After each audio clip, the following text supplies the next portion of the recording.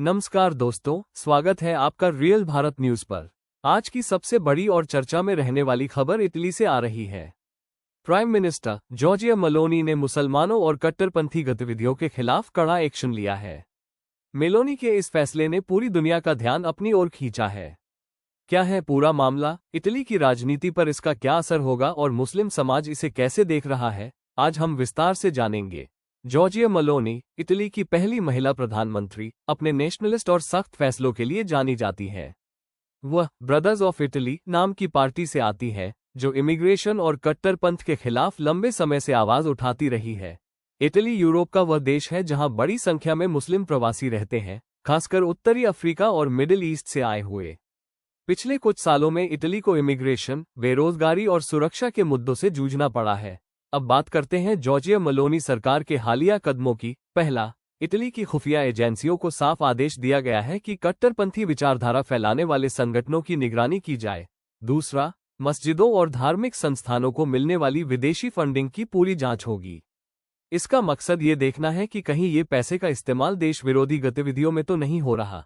तीसरा, अवैध इमिग्रेशन पर सख्त कार्रवाई, समुद्री रास्तों से आने वाले प्रवासियों को तुरंत रोका जाएगा और वापस भेजने की प्रक्रिया तेज की जाएगी। चौथा, सोशल मीडिया पर नफरत फैलाने वाली सामग्री पर निगरानी बढ़ाई जाएगी। जॉर्जिया मेलोनी कहती है, मैं ये स्पष्ट करना चाहती हूँ कि हमारा उद्देश्य किसी भी धर्म को निशाना बनाना नहीं है। इटली एक ऐसा देश है जो अपनी संस्कृति और परंपराओं के साथ साथ सभी धर्मों और आस्थाओं का सम्मान करता है। हमारा संविधान प्रत्येक व्यक्ति को अपनी श्रद्धा और विश्वास के अनुसार जीवन जीने की स्वतंत्रता देता है, और यही हमारी सभ्यता की ताकत है। लेकिन हमें ये भी समझना होगा कि सम्मान और स्वतंत्रता का अर्थ यह नहीं है कि हम उन ताकतों को सहन करें जो हमारे समाज की शांति, सुरक्षा और सांस्कृतिक पहचान के लिए खतरा बने।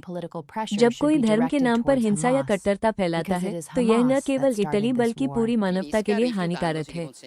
इसलिए हमारा संदेश स्पष्ट है, जो लोग शांति और आपसी सम्मान में विश्वास रखते हैं वे हमारे मित्र हैं, परंतु जो हमारी संस्कृति और सुरक्षा को चुनौती देंगे उनके लिए इटली में कोई स्थान नहीं है। अब सवाल उठता है कि इटली की जनता और वहां के मुस्लिम समाज ने इस फैसले पर कैसी प्रतिक्रिया दी। कई नागरिकों का मानना है कि ये देश की सुरक्षा और शांति के लिए बेहद जरूरी कदम है।